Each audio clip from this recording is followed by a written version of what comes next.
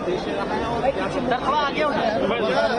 पूरे उत्तर प्रदेश में आजाद समाज पार्टी काशीराम 18 के 18 मंडलों में प्रभु सम्मेलन कर रहे हैं। उस सम्मेलन के जरिए 2012 से और 2027 इस 27 का जब चुनाव आएगा तो लगभग 15 साल हो जाएंगे कि हक वंचित समाज के विचार की जो है वो सत्ता से बाहर होने से क्या हो रहा है कि जो जमीनें उनको मिली थी वो सरकारें छीनने का काम कर रही है। ना अच्छी शिक्षा मिल रही है, ना रोजगार मिल रहा है, ना अच्छी चिकित्सा सुविधा मिल रही है, ना पहले नौकरियां आती थी, उन नौकरियों को अब ना के बराबर कर दिया। ना बैकलॉग आता, ना नौकरी आती। पेपर आता है, पेपर लीक हो जाता है, 69,000 शिक्षक भर्ती के घोटाले हो जाते हैं और तमाम तरह से पुरानी पेंशन का मामला हो, चाहे महिलाओं का सशक्तिकरण हो या उनकी सुरक्षा हो, तमाम में सरकार फेल हुई है।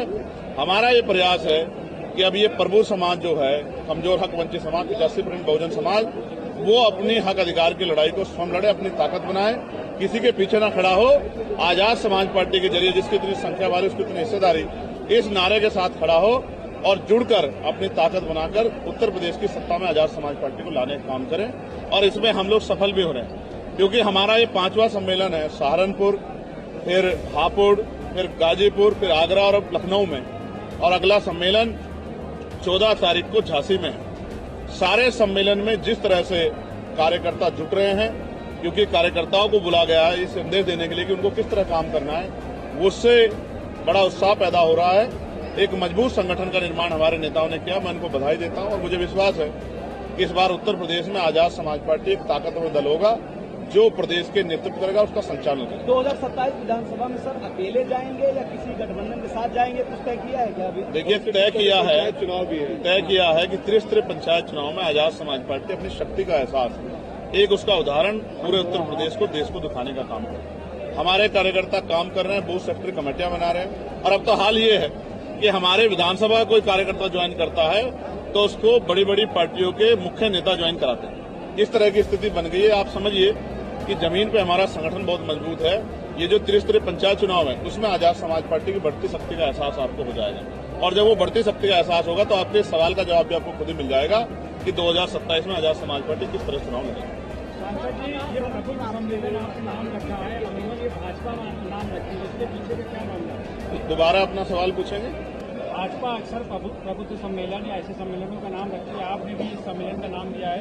भाजपा का प्रबुद्ध सम्मेलन कुछ जातियों तक सीमित रहता था। ये सम्मेलन जातियों को तोड़ के हक वंचित समाज के पहरेदारों के लिए, ये एक संदेश है उन लोगों के लिए जो निराश होकर बैठ गए हैं, जो नाउम्मीद होकर बैठ गए हैं, जो घरों में बैठे हैं ये सोच के कि कोई मसीहा आकर उनकी जिंदगी बदलेगा।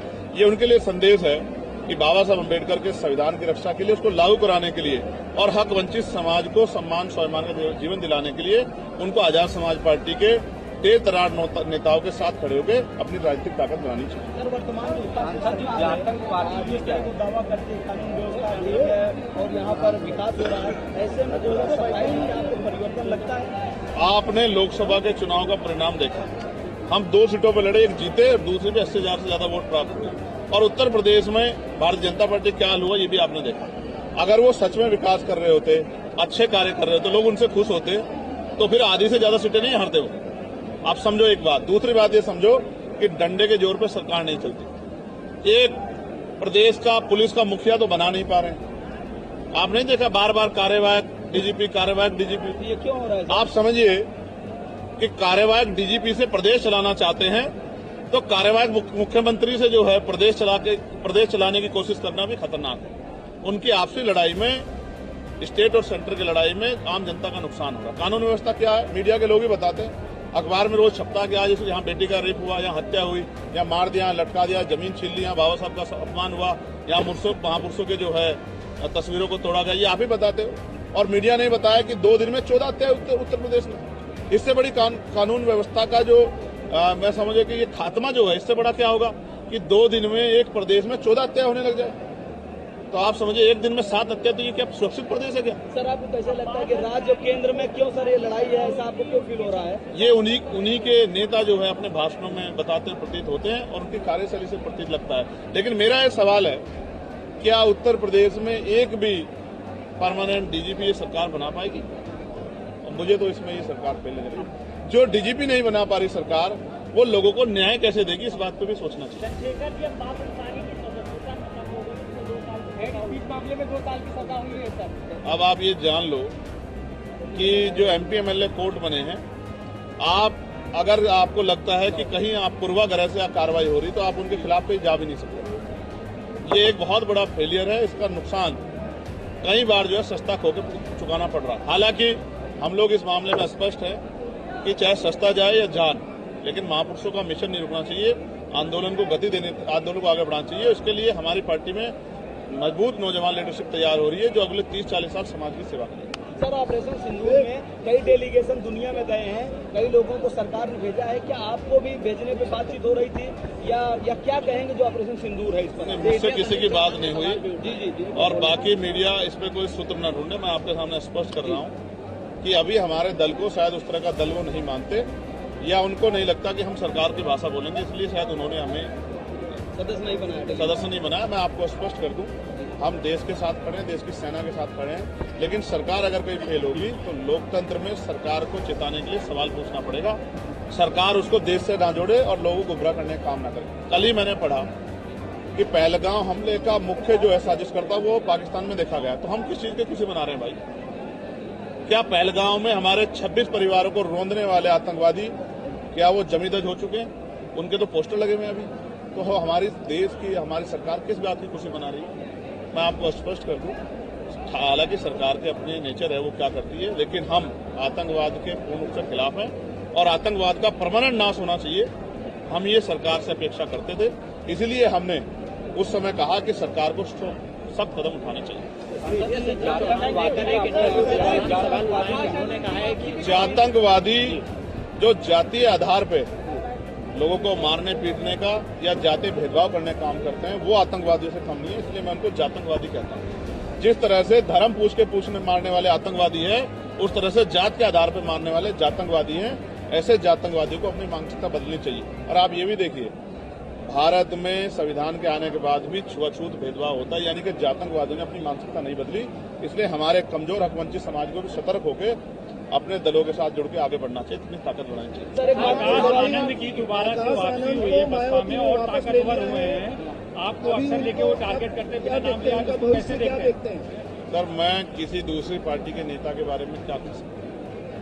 आप ये भी समझिए, कभी हटाना कभी लगाना, ये उनकी पार्टी का अंदरूनी मामला है। इसमें मैं और मीडिया के लोग क्या कर सकते हैं? भाई आप ये समझो, बाबा साहब अम्बेडकर ने कहा कि आज मैंने रानी का पेट चीर दिया। आज के बाद राजा लोकतंत्र से, जनता की वोट से तैयार हो। तो आप किसी को बार बार प्रोजेक्ट करते रहो तो इससे क्या फर्क पड़ता है? जनता तो अपना फैसला ले चुकी है। जनता ने फैसला नहीं हुआ था तो मुझ जैसे प्राइमरी स्कूल के हेडमास्टर के बेटे को वो मेंबर ऑफ पार्लियामेंट कैसे बना देते? आप समझो, पहले उनके पास विकल्प नहीं था, विकल्प के अभाव में उनको वोट देना पड़ता था। इस बार हम तो 2 ही सीट पे लड़े, 78 पे तो वो लड़े, तो 78 पे उनका क्या बना और 2 सीट पे आजाद समाज पार्टी क्या बना? आप समझो कि जनता का मन बदल गया। आप मीडिया के लोग उनकी बात चलाते रहते हो, क्यों चलाते हो? उसका फैसला आपको करना चाहिए। बाकी जनता अपना फैसला कर चुकी है। मायावती प्रदेश की 4 बार मुख्यमंत्री रही सर। मैं आपसे फिर कहूंगा, देखो वो हमारी सामान्य नेता है, हम उनको बहन जी कहते हैं, मायावती जी कहते हैं। आप समझो, महिला होने के बाद इतना बड़ा काम करना, ये एक बहुत बड़ा ऐतिहासिक उदाहरण है। मेरे और पार्टी के तमाम कार्यकर्ताओं में हमारे दिल में उनके लिए सम्मान है और मैं उनके स्वस्थ रहने की, दीर्घायु होने की कामना करता हूं। और उनका जो अधूरा काम है, जो सपने उन्होंने देखे, जो अधूरे छूट गए, वो आजाद समाज पार्टी के जरिए हम लोग पूरा करने का काम करेंगे, क्योंकि ये सपने माननीय काशीराम साहब के थे और बाबा साहब अम्बेडकर के थे। वही मेरा सवाल है,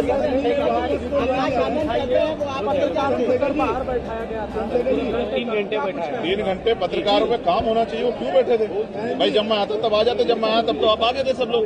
आप तो कामदार लोग हो, आप तो पीसी में भी नहीं रुकते। अगर पीसी में नहीं तो आधा घंटा लेट हो जाए तो आप अपने माइक उठा के चले जाते। 10 बजे का समय दिया गया, 10 बजे आप समझो कि जब मैं आपको तो रिकॉर्ड मेरा ही करना है, आप हमारे कार्यकर्ता को भाषण थोड़े सुनाओगे? आपको नहीं बताएगा? उन्होंने 10 बजे का समय दिया था सुबह। आप देखना कि आप मेरा ही भाषण सुनाओगे, मेरी बात बताओगे, वो भी पूरी बात बताओगे नहीं बताओगे, ये भी पता करता है कि ये बात करी जाएगी। हाँ, चंद्रशेखर जी आप एक क्वेश्चन है, जो सरकार, भाजपा सरकार 9 तारीख से सिंदूर अभियान चलाने जा रही है, घर घर के सांसद सिंदूर लेके जाने, इस पर क्या करेंगे? अब आप भाजपा के लोगों से पूछो यार। हालांकि भाजपा ने उसका खंडन कर दिया। आप लोग सोते हुए पत्रकार कैसे बात करें?